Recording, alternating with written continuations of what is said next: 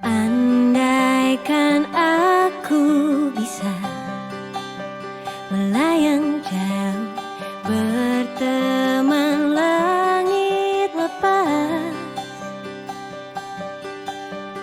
Terkadang kita lupa dunia ini tak akan selamanya menunggu kita menaklukkan ragu, beranikan diri. Kan ku kejar mimpi, kan ku terbang tinggi. Tak ada kata tidak, ku pasti bisa.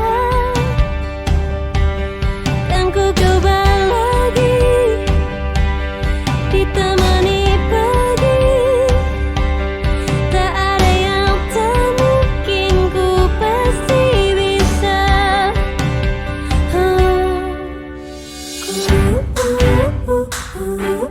Bisa.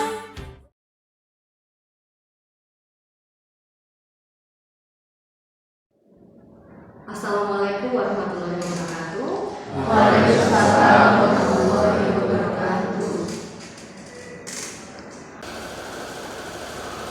Dalam acara kali ini, saya akan menyampaikan materi tentang aksi nyata dalam modul 1.4 ini. Modul ini berisi tentang budaya positif.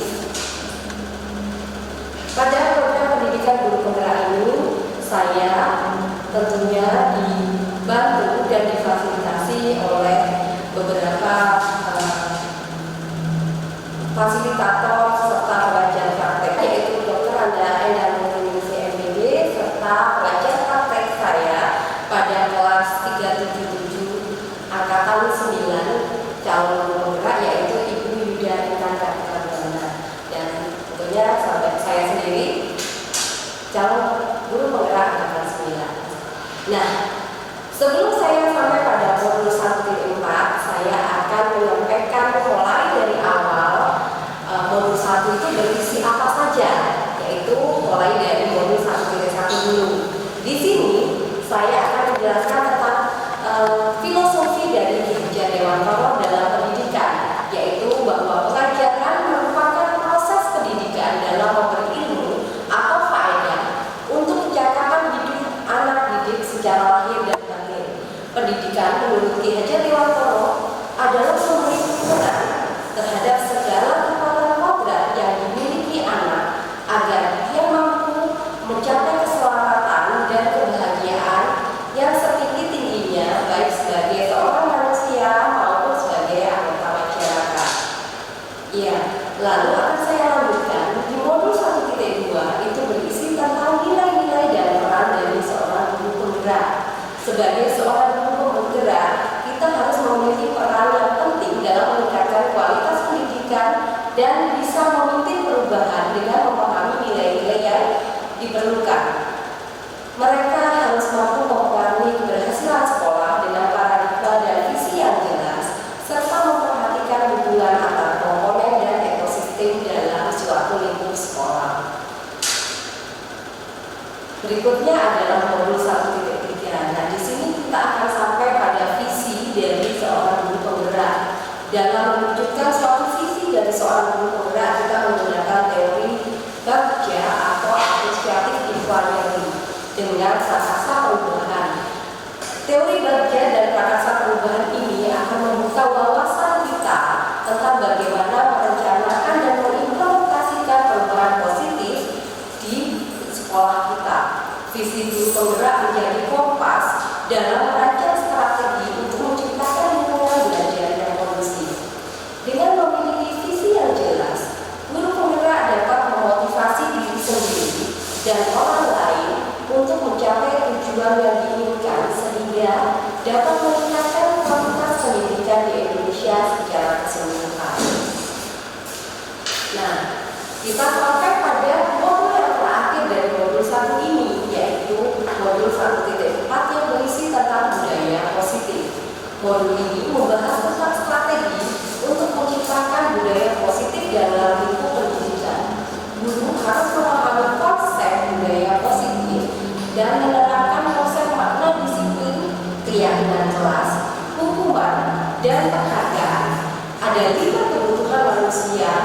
kebutuhan dasar manusia, serta restitusi dengan 5 posisi kontrol guru yang nantinya akan saya jelaskan pada slide berikutnya.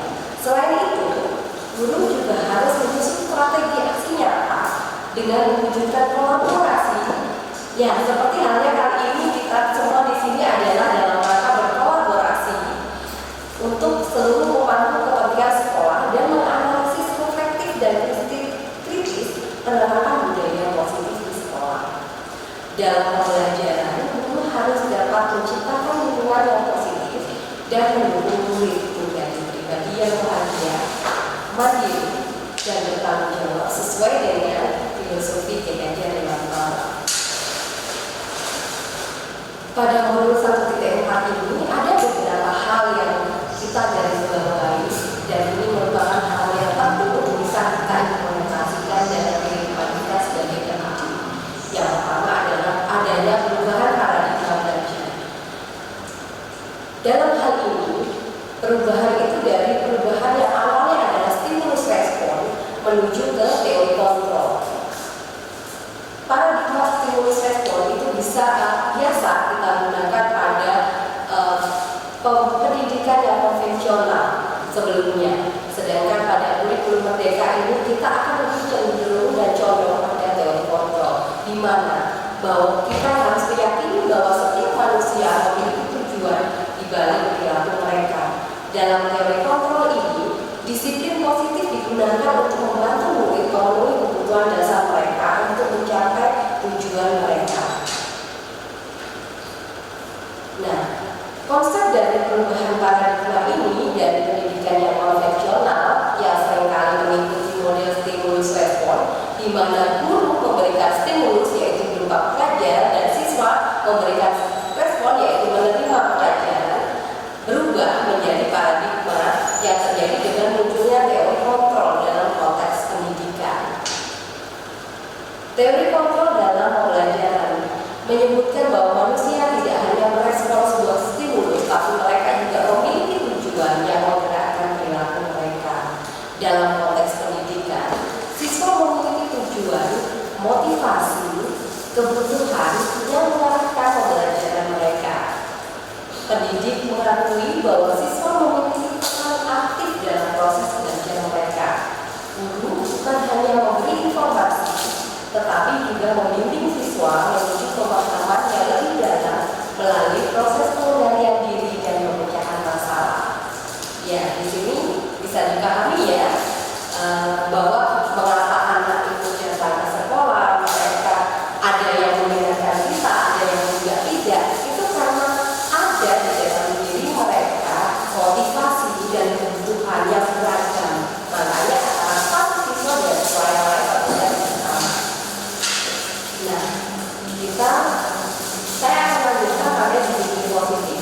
Disiplin positif adalah strategi manajemen perilaku yang bertujuan membantu murid memperoleh keterampilan sosial dan emosional positif serta memperkuat hubungan antara kita dengan siswa-siswa kita. Dan pendekatan ini didasarkan pada prinsip menghormati martabat dan kebutuhan murid, mendorong keterlibatan aktif murid dalam pembelajaran. Dalam prakteknya, guru tidak hanya memberikan hukuman, tapi juga yang terutama adalah memberikan bimbingan dan dukungan untuk memperbaiki perilaku yang salah pada siswa. Strategi disiplin positif mencakup membangun hubungan positif dengan murid, mengajarkan keterampilan sosial dan emosional, memberi murid pilihan, dan menggunakan konsekuensi yang wajar. Jadi seandainya kita harus memberikan hukuman kepada murid, tentunya hukuman itu harus benar-benar kita sesuaikan dengan kesalahan mereka dalam konteks yang wajar. Dengan pendekatan ini, guru membentuk lingkungan belajar yang positif, meningkatkan motivasi murid, dan memperkuat kolaborasi dalam proses pembelajaran. Strategi yang dapat digunakan dalam disiplin positif ada 4 macam, yaitu membangun hubungan positif dengan murid, mengajarkan keterampilan sosial dan emosional, memberikan pilihan, dan menggunakan konsekuensi yang wajar. Dengan menggunakan pendekatan disiplin positif, guru dapat membantu murid memperoleh keterampilan sosial dan emosional yang positif, serta memperoleh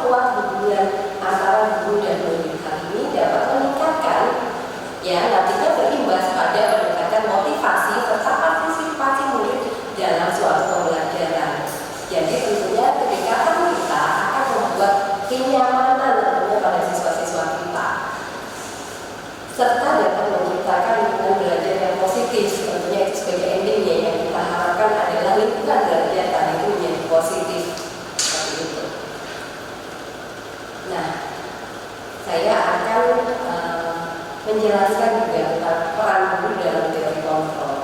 Dalam teori kontrol ini, guru dianggap sebagai salah satu pihak yang memiliki posisi kontrol untuk mengontrol perilaku atau sikap dari siswa-siswanya.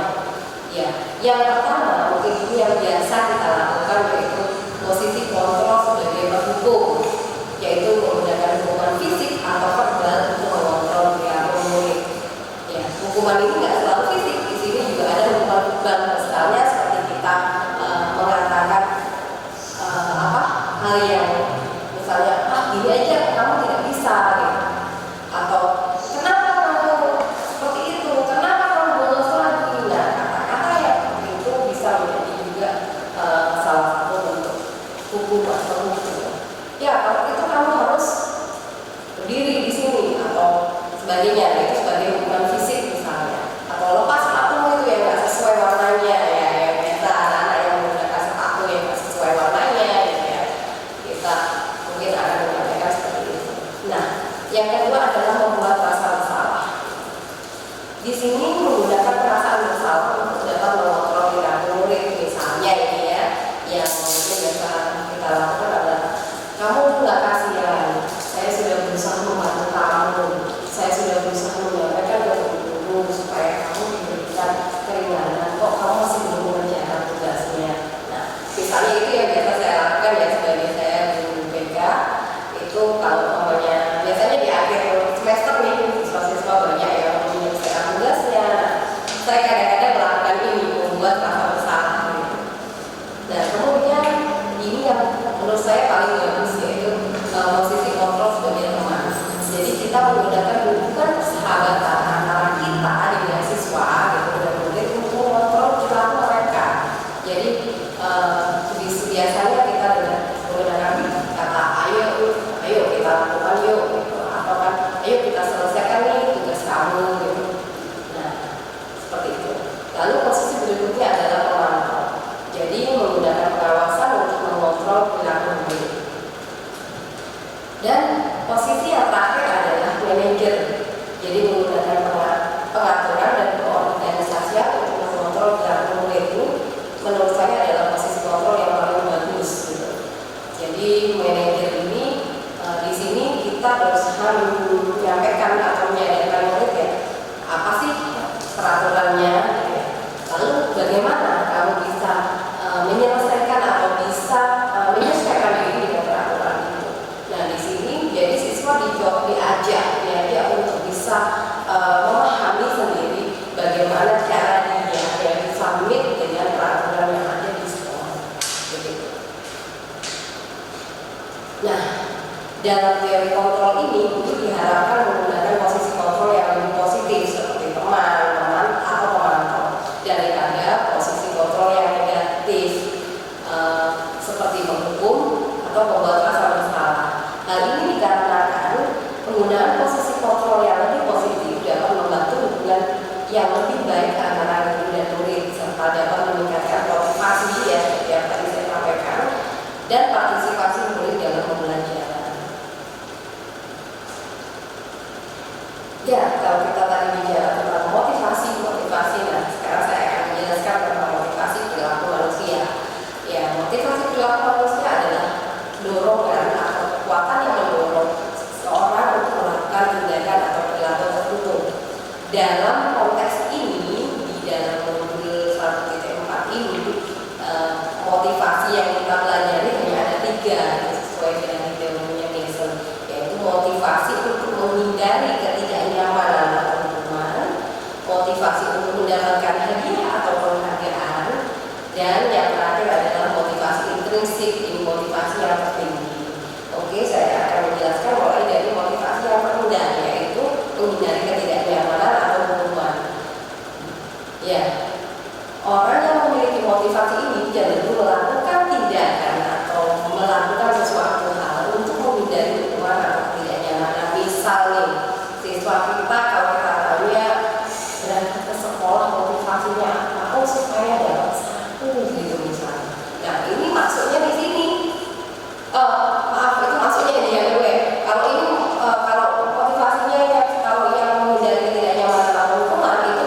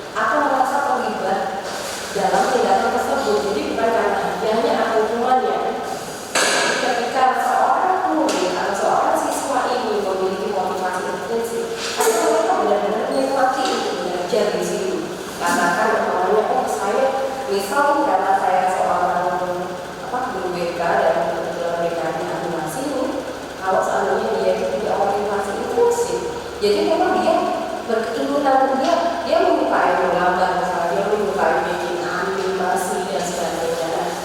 Dia menikmati itu, dia memang ingin bisa, itu dorongan dari dirinya ya. Jadi bukan karena dia hanya ya saya supaya nilai kata saya bagus atau supaya saya tidak dimarahi orang tua dan sebagainya. Jadi nggak di situ. Nah itu motivasi inilah yang harus kita tumbuhkan pada diri siswa-siswa kita. Ya, ini yang dengan siswa-siswa yang memiliki motivasi intrinsik tentunya akan sangat mudah bagi kita sebagai pendidik memberikan itu atau pengajaran kepada mereka. Ya, dalam konteks pendidikan, guru dapat menggunakan pengetahuan tentang motivasi perilaku manusia untuk membantu murid memperoleh motivasi intrinsik dalam belajar. Jadi bagaimana kita bisa menumbuhkan itu dalam diri masing-masing siswa kita. Hal ini dapat dilakukan dengan cara memberikan tantangan sesuai dengan kemampuan murid kita, memberikan umpan balik yang positif, dan memberikan kesempatan untuk berpartisipasi aktif dalam pembelajaran. Dengan demikian, murid merasa terlibat dan menikmati proses pembelajaran sehingga memperoleh motivasi intrinsik yang lebih kuat. Saya akan lanjutkan. Kita tadi juga sempat melihat tentang kebutuhan dasar manusia. Nah, saya akan menyampaikan ada 5 kebutuhan dasar manusia, yaitu kebutuhan dasar tersebut adalah kebutuhan yang mendasar dari kita sebagai manusia untuk untuk bertahan hidup dan berasal dunia. Yang pertama adalah kebutuhan untuk bertahan hidup atau survival. Nah, ini mencakup kebutuhan fisiologis seperti makanan, minuman, tempat tinggal, dan kesehatan. Lalu yang kedua adalah kebutuhan untuk kasih sayang dan rasa diterima atau love atau belonging, mencakup kebutuhan akan hubungan sosial yang positif seperti hubungan dengan keluarga, teman, dan komunitas. Sedangkan yang ketiga adalah kebutuhan untuk kebebasan atau freedom. Ya, kebutuhan untuk kebebasan adalah bagaimana kita bisa merasa bebas, kita bisa melakukan apa yang kita inginkan. Dan kebutuhan selanjutnya adalah kebutuhan untuk kesenangan atau fun, mencakup kebutuhan akan kegiatan yang menyenangkan dan menghibur seperti bermain dan beraktivitas. Yang terakhir, kebutuhan untuk keluasaan pengetahuan. Di sini mencakup kebutuhan akan rasa kompetensi ya. Ada rasa kita memiliki kompeten, kita merasa apa kalau kita bilang adalah merasa tidak insecure gitu ya, kita punya power gitu ya. Dan punya pengaruh atas lingkungan sekitar. Itu juga salah satu kebutuhan dasar manusia. Dalam konteks pendidikan, guru dapat memahami kebutuhan dasar murid dan menciptakan lingkungan belajar yang memenuhi kebutuhan tersebut. Hal ini dapat dilakukan dengan cara memberikan dukungan sosial dan memberikan pilihan serta kontrol atas pembelajaran, memberikan tantangan yang sesuai dengan kemampuan murid dan memberikan kesempatan untuk berpartisipasi aktif dalam pembelajaran. Dengan memenuhi kebutuhan dasar murid, guru dapat membantu murid merasa aman, nyaman, dan termotivasi dalam belajar. Posisi kontrol restitusi. Nah, setelah itu tadi saya akan menjelaskan tentang posisi kontrol restitusi. Ini juga salah satu topik yang sangat menarik dalam buku ini. Adalah salah satu konsep dalam disiplin positif yang digunakan untuk membantu murid memperbaiki perilaku mereka. Konsep ini mengajarkan bahwa setiap tindakan yang dilakukan oleh seseorang memiliki dampak pada orang lain, dan bahwa orang yang melakukan tindakan tersebut bertanggung jawab untuk memperbaiki dampak tersebut. Ya,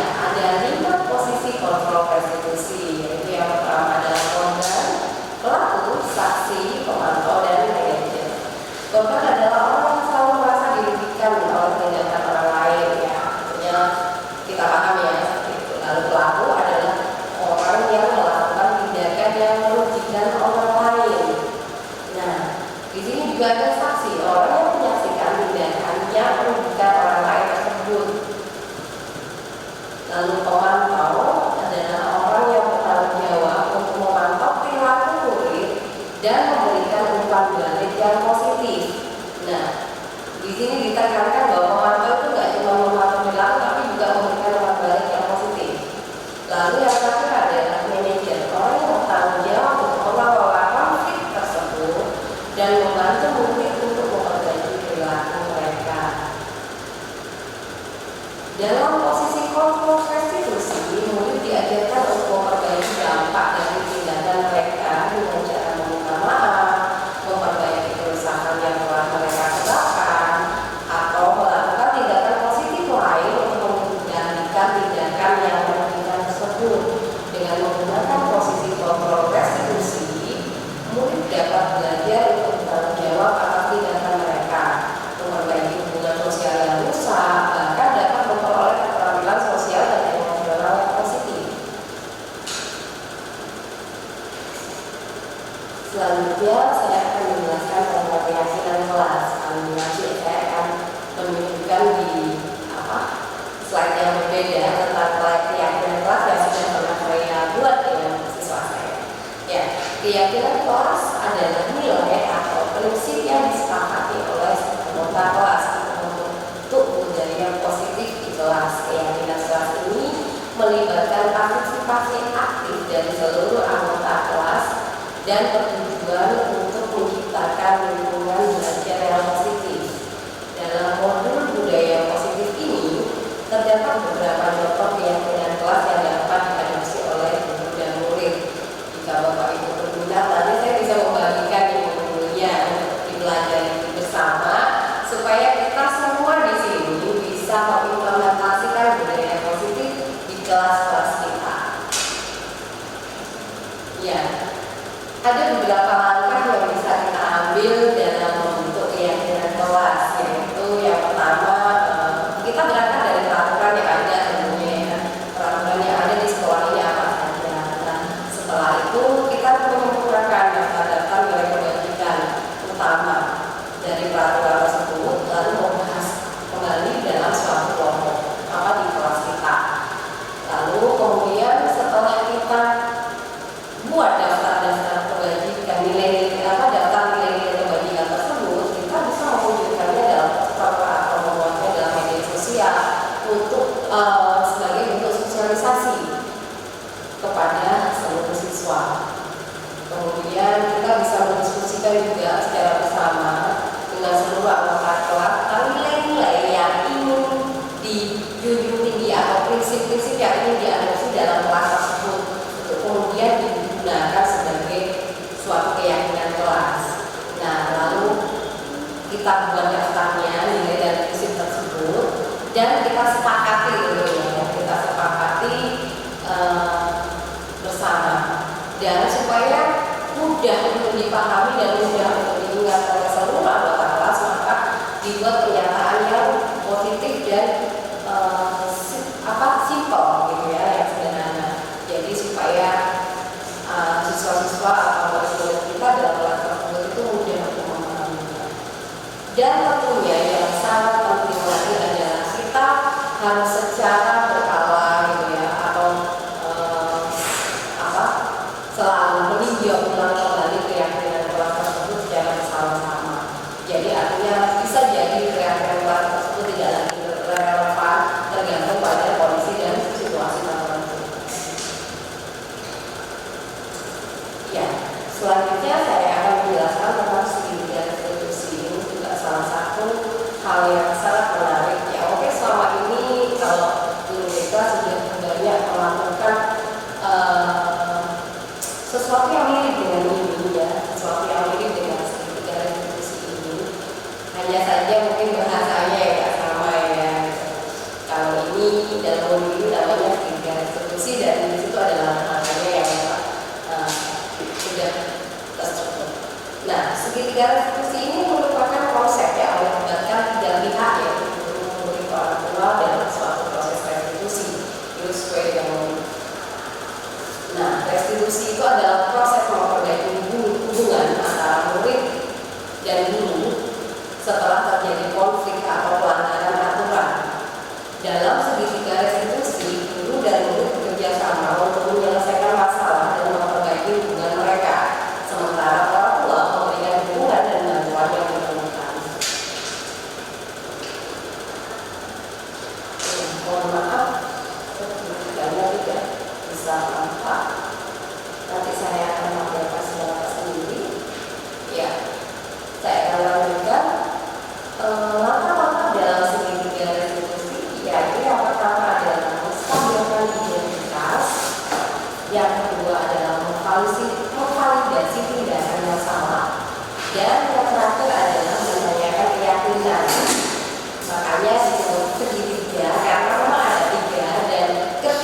hal ini harus kita lakukan secara berurutan.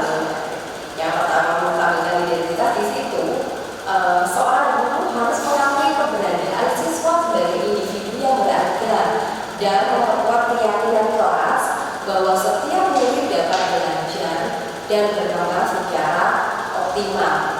Validasi tindakan yang salah yaitu guru mengakui bahwa tindakan murid yang melanggar aturan adalah salah, namun tetap menghargai murid sebagai individu yang berharga. Dan yang terakhir, guru dan murid bekerja sama. Ini penting sekali, guru dan murid bekerja sama untuk mencari solusi yang tepat dalam memperbaiki hubungan mereka. Hal ini dilakukan dengan cara menanyakan keyakinan murid dan mencari cara untuk memenuhi kebutuhan dasar mereka. Jadi beberapa waktu lalu saya juga sudah mendemonstrasikan atau sudah melakukan implementasi dari pendidikan institusi ini kepada salah satu siswa saya yang kebetulan terlambatnya agak banyak, terlambatnya hampir berapa 30 kali dalam sana itu saya lakukan pakai ini. Jadi kalau di situ porsinya bukan memperbaiki bukunya, tapi bagaimana siswa tersebut dapat memperbaiki perilakunya dari perilaku yang salah tersebut ya, yang melanggar aturan gitu, menjadi dia menemukan solusi bagaimana dia bisa memperbaiki itu semua, memperbaiki perilakunya yang salah tersebut. Nah, begitulah kesimpulan dari budaya positif, bahwa budaya positif itu sangat penting dalam lingkungan belajar yang sehat dan produktif, dan modul ini menyediakan strategi untuk guru penggerak seperti membentuk keyakinan kelas, memberikan penguatan yang positif dan mengatasi perilaku yang negatif. Modul ini membahas pentingnya peran guru dalam menciptakan budaya positif dan cara mengatasi tantangan. Tentunya diharapkan strategi-strategi ini membantu kita semua menciptakan lingkungan belajar yang menyenangkan. Sebelum saya lanjutkan pada rancangan tindakan aksi nyata, apakah ada pertanyaan dari Bapak Ibu Guru? Permisi, mohon izin bertanya. Menurut Bu Nurul, apakah segitiga restitusi ini bisa diterapkan pada siswa yang bolos? Terima kasih atas pertanyaannya Ibu Ali, luar biasa sekali. Betul sekali, kita bisa menggunakan segitiga restitusi ini untuk siswa-siswa yang membolos ya, seperti kata Ibu tadi. Nah, kita bisa membantu mereka, kita juga bisa dengan menggunakan segitiga restitusi ini kita bisa menemukan solusi bersama atas perilaku mereka yang kita tentunya salah gitu ya. Dari situ kita juga akan bisa menyadari apa sih yang melatar belakangi mereka melakukan itu, dan bagaimana kita sebagai pendidik bisa membantu itu semua. Jadi bagaimana mereka bisa bersama-sama dengan kita ya, dengan bantuan kita bisa menemukan solusi yang tepat untuk memperbaiki perilaku mereka yang salah tersebut atau membolosnya ya. Baik, itu saja. Ya, seperti tadi yang sudah saya sampaikan, saya akan menunjukkan tentang kesepakatan kelas yang sudah saya buat bersama siswa, yaitu ini, misalnya ini ya, kita membuat kesepakatan bahwa ini adalah kesepakatan kelas dari kelas saya, dari kelas 11 teksil 1, yaitu yang pertama tentang iman, yaitu kita akan berdoa sebelum dan sesudah belajar.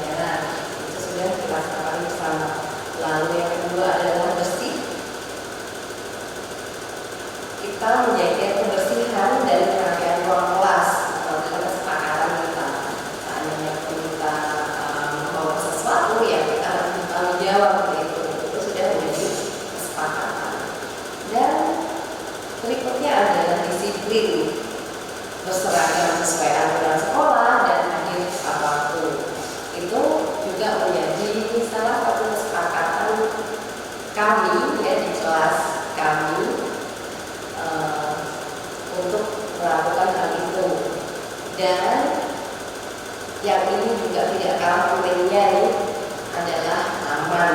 Ya. Apa maksudnya ini? Yaitu menjaga kelas dari kekerasan dan saling menjaga bahkan di kelas. Jadi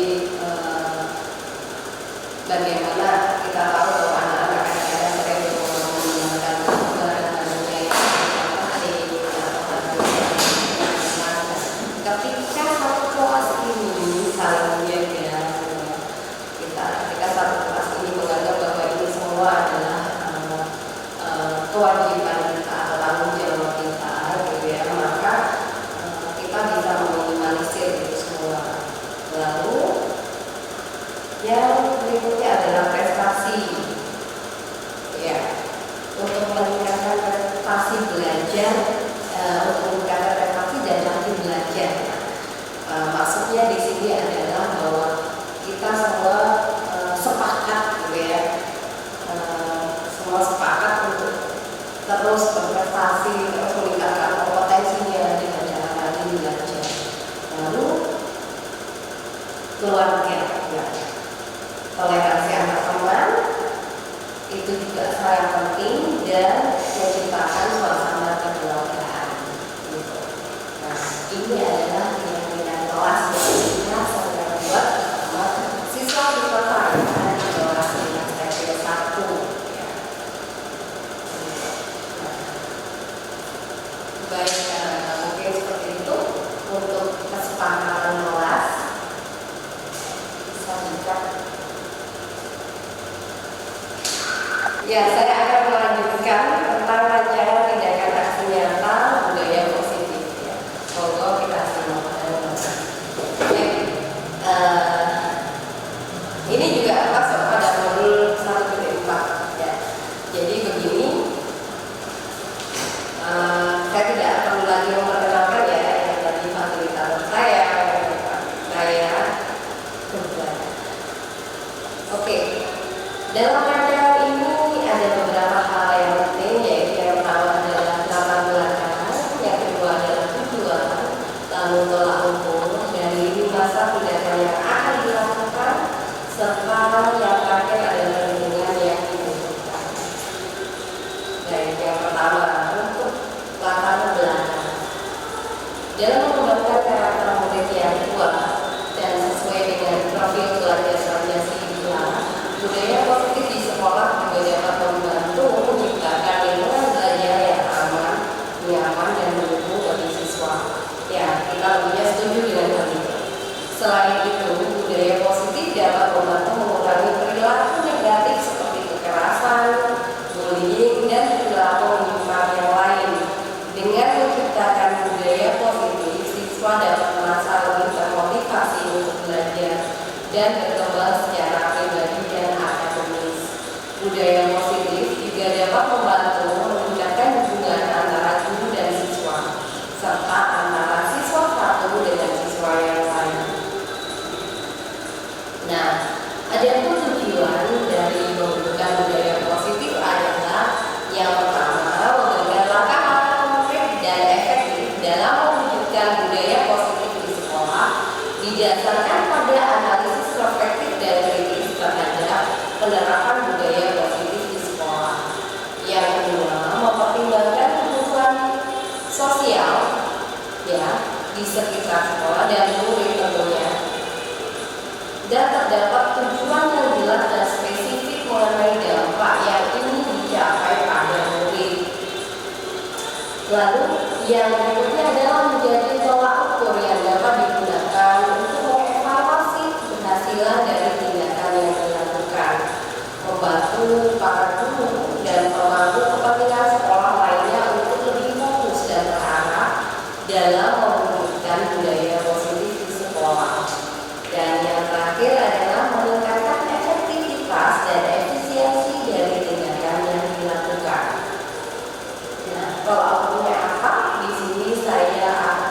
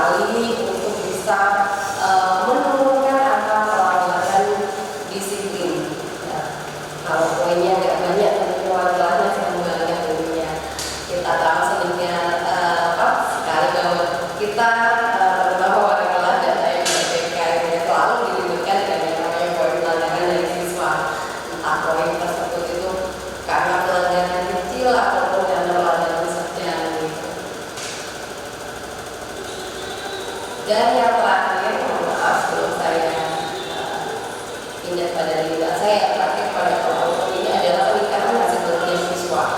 Di sini kita bisa melihatnya pada rapor siswa. Dan dengan peningkatan adanya peningkatan hasil belajar siswa, tentunya ya di akhir semester kita semua ya sebagai guru, baik kepala kelas maupun tidak juga sebagai saya sebagai BPK itu tidak akan kejar-kejaran dengan siswa gitu ya, untuk siswa supaya segera menyelesaikan tugas-tugas mereka. Nah, untuk bisa mencapai itu semua, tentunya saya sangat membutuhkan dukungan. Yang pertama adalah dukungan dari kepala sekolah. Alhamdulillah selama ini Bapak Kepala Sekolah sangat mendukung sekali dengan kegiatan ini, yang telah memberikan kesempatan kepada saya untuk melaksanakan aksi nyata saya. Lalu juga tentunya dukungan dari Bapak Ibu semua sebagai rekan sejawat saya untuk bisa mewujudkan budaya positif. Saya tidak mungkin bisa bekerja sendiri, saya butuh kolaborasi dari semua pihak, terutama dari rekan sejawat, dengan melakukan implementasi secara bersama-sama ya, antara saya dan panjenengan semua yang di sini gitu, maka tingkat keberhasilan untuk mewujudkan budaya positif ini tentunya akan lebih tinggi. Lalu yang terakhir, yang ketiga, yang ketiga adalah dukungan siswa. Nah, penting sekali kita harus mendapat dukungan siswa untuk bisa membentuk budaya positif di sekolah, karena dengan siswa merasa perlu adanya budaya positif di sekolah, siswa mau menjalankan aksi untuk mewujudkan budaya positif tersebut, maka kita akan lebih mudah dalam mengimplementasikan aksi kita bersama, aksi kolaboratif kita untuk mewujudkan budaya positif tersebut. Dan yang juga cukup penting adalah dukungan orang tua. Ya, kita telah menanamkan budaya positif di sekolah, tapi tanpa penguatan dari orang tua, tentunya budaya positif ini akan sangat sulit sekali bisa tertanam dengan baik, bisa terinternalisasi pada diri anak didik kita. Ya, jadi orang tua ini bisa menjadi penguat budaya positif yang ditanamkan oleh kita di sekolah. Dan tentunya selain itu, dukungan yang kita butuhkan adalah sarana dan prasarana yang memadai, seperti ketika kita butuh untuk sosialisasi, ada media dan sekolah dan sebagainya. Nah, juga ada ruang kelas, ada tempat untuk anak-anak membuat aksi budaya positif tersebut. Nah, ada 5 masa yang akan saya lakukan. Ya, nantinya saya harap ini bisa kita kolaborasi bersama, kita lakukan bersama. Yang pertama, kita membuat rancangan nilai-nilai positif sesuai dengan visi sekolah. Lalu kemudian memberikan pemahaman tentang kepada kepala sekolah ya, tentang pentingnya mewujudkan budaya positif sekolah. Dan ini saya yakin sekali Bapak Kepala Sekolah pun sudah memahami hal itu dan sangat memberi dukungan terhadap. Lalu yang ketiga, ini yang seperti sedang saya lakukan kali ini adalah melakukan penyimbasan terhadap kepada rekan sejawat tentang rencana aksi budaya positif. Nah, kita hari ini ya, yang tadi sudah saya sampaikan tentang penyimbasannya untuk tahun 4, dan kemudian sekarang saya jelaskan tentang rancangannya ya. Di sini kita bersama-sama gitu ya, dari penyimbasan lalu kita belajar bersama dan berkolaborasi di endingnya gitu ya, untuk mewujudkan budaya positif tersebut. Dan setelah itu ya, kita secara bersama-sama melakukan sosialisasi ke semua pihak ya. Tentunya kita bisa memulai dari kelas kita masing-masing. Nah, ini yang seperti tadi sudah saya sampaikan, nah kita harus berkolaborasi. Sekali lagi saya sampaikan, budaya positif tidak bisa atau tidak mungkin bisa saya wujudkan sendiri. Saya butuh kolaborasi bersama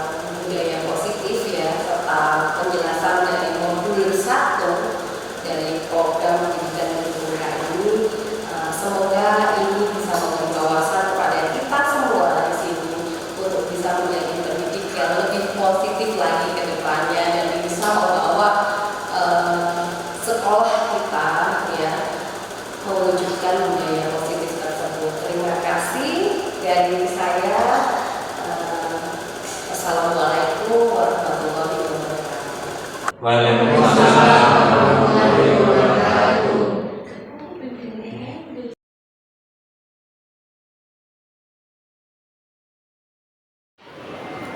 Assalamualaikum warahmatullahi wabarakatuh. Waalaikumsalam warahmatullahi wabarakatuh. Bagaimana kabarnya? Alhamdulillah. Ya, hari ini kita akan membahas tentang keyakinan kelas yang nantinya akan kita jadikan kesepakatan kelas kita bersama. Oke? Iya. Tapi sebelum itu, dulu mau tanya nih, semuanya kan pada tahu peraturan sekolah itu apa aja? Iya. Coba apa? Ya, coba apa peraturan kelas? Ada yang tahu? Tidak boleh kabur dari sekolah. Oke. Apa lagi? Iya. Tidak boleh terlambat. Iya. Apa lagi? Tidak boleh buang sampah sembarangan. Betul sekali. Iya. Ada lagi? Oke. Tidak boleh bertengkar. Ya, betul sekali. Tidak boleh bertengkar. Ya. Ya, betul sekali. Tidak boleh bertengkar, tidak boleh berkelahi ya. Baik. Apalagi? Ada yang tahu? Harus mengerjakan PR atau tugas dan rajin belajar. Ya, betul sekali. Harus mengerjakan PR dan harus rajin belajar. Nah, semuanya setuju dengan hal itu? Setuju. Tadi kan kalimatnya masih kalimat tidak boleh, harus. Berarti adalah kalimat apa itu? Perintah ya? Iya. Kita ubah dulu nih. Mengerjakan PR dan rajin belajar itu kan harusnya sebuah kesadaran ya dari kita semua. Nah, oke, berarti harus rajin belajar supaya apa? Kita supaya bisa punya prestasi. Baik, setuju. Semuanya tentunya pengen ya berprestasi. Tadi itu yang bilang nggak boleh bertengkar, nggak boleh pukul-pukulan sama temannya. Iya, supaya dan harus menjaga apa ini namanya kebersamaan dalam kelas tentunya ya. Ya, setelah kebersihan kelas apa lagi yang harus tadi itu ada yang bilang Bu harus menjaga apa ini barang-barangnya sendiri supaya aman ya. Teman-teman juga harus saling menjaga nggak? Iya. Kita harus menjaga kelas kita supaya aman. Jadi, oh ini barangnya temanku nih, bukan dijaga itu lalu dimasukkan di sakunya sendiri atau di tasnya sendiri, nggak seperti itu ya. Baik, dengan kalian sudah menyepakati itu, maka kelas kita bisa bersih, bisa aman, bisa juga damai ya tadi itu ya dengan suasana kekeluargaan. Lalu, oh iya, satu lagi nih yang akan lupa. Sebelum memulai pelajaran kita nggak biasanya ngapain? Perlu? Sepakat ya. Berarti kita harus berdoa dulu sebelum pelajaran dan ketika pelajaran sudah berakhir. Oke. Sebelum pulang sekolah. Tentunya kalau kita tidak boleh bertengkar supaya apa kelasnya? Supaya damai, supaya rukun, supaya suasana kekeluargaan bisa tercipta di dalam kelas, sehingga semuanya warga kelas ini nyaman, betul? Ya, terus tadi tuh juga ada yang bilang terus buang sampah, jangan buang sampah sembarangan ya. Berarti buang sampahnya harus di mana nih? Tempat sampah. Tidak di dalam lagi ya. Jadi kita harus menjaga kebersihan kelas kita bersama, gitu? Oke. Iya. Baik. Nah, dari hasil diskusi kita bersama, maka ada 5 keyakinan kelas yang akan kita sepakati bersama. Yaitu yang pertama tadi adalah berdoa sebelum memulai pelajaran dan saat sesudah pelajaran atau sebelum pulang sekolah. Lalu menjaga kebersihan latihan ya. Yang berikutnya adalah disiplin, yaitu datang tepat waktu. Terus apa lagi tadi, memakai seragam dengan sesuai ketentuan ya. Terus juga harus berprestasi ya, dengan belajar yang rajin dan mengerjakan tugas sesuai yang diperintahkan oleh guru. Dan yang tidak kalah pentingnya tadi itu yang sudah kita sebutkan adalah menjaga rasa aman di dalam kelas ini. Jadi ketika kita meninggalkan tas kita, meninggalkan barang kita, kita pun merasa aman karena teman-teman di sini saling menjaga. Begitu ya? Iya. Dan yang terakhir yaitu adalah kita harus menjalin semangat kekeluargaan dan toleransi di dalam kelas kita. Oke? Baik, itu tadi keyakinan kelas yang sudah kita bentuk hari ini. Terima kasih untuk semuanya. Semoga kita bisa melaksanakan keyakinan kelas tersebut bersama-sama. Assalamualaikum warahmatullahi wabarakatuh. Waalaikumsalam warahmatullahi wabarakatuh.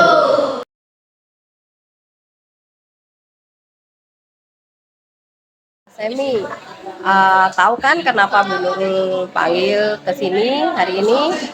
Iya tahu. Iya. Coba dilihat di siakatnya, kelihatannya kok tadi Bu cek terlambatmu banyak sekali. Coba dicek di siakat kamu. Sebentar ya.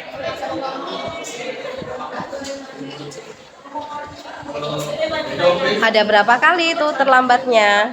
30 kali Bu. 30 kali, Masya Allah. Itu banyak sekali ya. Nah, kamu terlambat ini sebetulnya karena apa sih? Karena rumah saya lumayan jauh dari sekolah. Terus juga di daerah saya itu sering macet Bu kalau kesiangan. Gitu. Tapi kamu tahu nggak kalau terlambat ini salah? Tahu Bu. Iya tahu.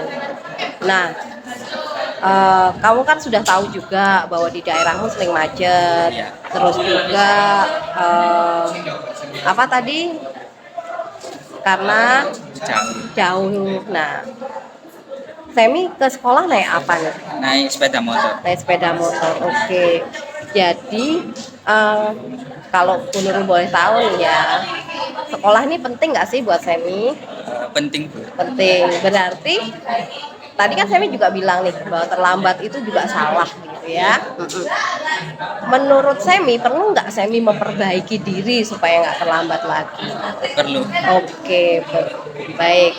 Nah, kalau gitu kita berarti harus cari cara nih supaya Semi nggak lagi terlambat, betul? Betul. Oke. Nah, menurut Semi nih ya, kalau kamu terlambat terus seperti ini, kira-kira kamu bisa sukses nggak? Tidak. Enggak, kamu akhirnya ketinggalan pelajaran, betul Ya. seperti itu ya? Oke. Nah, berarti supaya kita bisa nggak ketinggalan pelajaran, kamu juga bisa belajar dengan tenang gitu ya. Berarti kan harus nggak terlambat nih. Nah, apa yang bisa saya lakukan? Bangun lebih pagi biar Oke. berangkatnya lebih pagi. Karena kan jarak ke sekolah agak jauh. Oke, betul. Kalau apalagi yang bisa saya lakukan? Biasanya sih kalau di daerah saya pagi-pagi Lebih itu pagi ya. tidak macet.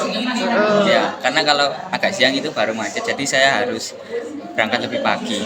Oke, ya. Baik, kalau gitu berarti selain bangun lebih pagi tadi terus juga kondisi lalu lintas kalau pagi nggak macet. Baik. Nah, berarti bisa ya dilakukan ya. Bisa. Oke. Baik, kalau seperti itu, mari kita akan coba mulai besok pagi ya. Mulai besok pagi Semi bisa tidak terlambat lagi. Iya. Setuju? Setuju. Oke. Berarti datang tepat waktu adalah hal yang Hal yang penting. penting dan perlu dilakukan. Setuju ya? Setuju. Baik, terima kasih Semi.